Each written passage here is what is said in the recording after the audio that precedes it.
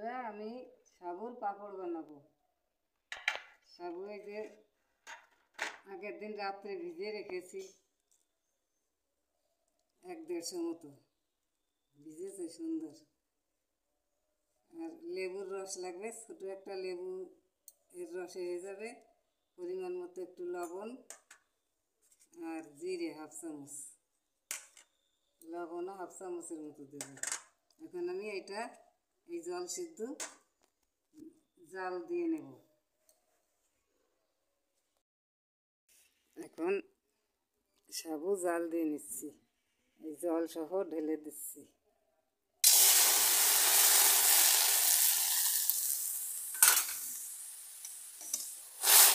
সমান নেড়ে রাখতে হবে।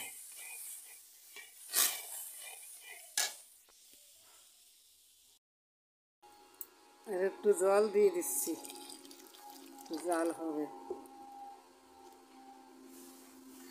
সব সময় নাড়তে হবে, তলা না ধরে।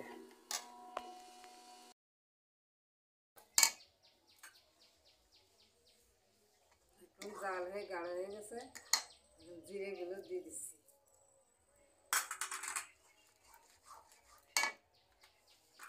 পরিমাণ মতো লবণ দিয়ে দিচ্ছি। লেবুর রসটা পরে দেব।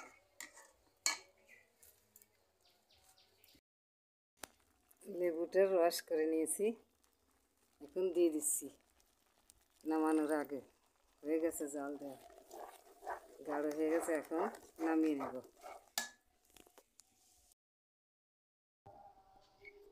গাঢ় হয়ে গেছে, এখন বড়ি দিয়ে দিচ্ছি। পাতলা সাদা কাপড়, সিনথেটিক কাপড় হলেও হবে, পলিথিনেও হবে।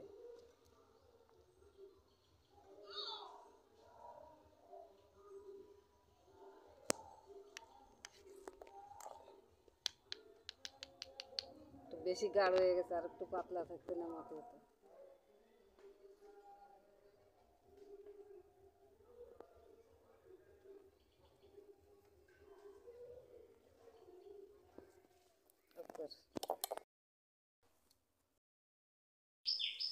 বন্ধুরা, সাবুর পাঁপড় তৈরি হয়ে গেছে, শুকিয়ে গিয়েছে, সুন্দর মচমচ হয়ে গেছে। এটা তেলে ভাজলে বেশ হালকা হবে। এর থেকে ছোটো ছোটো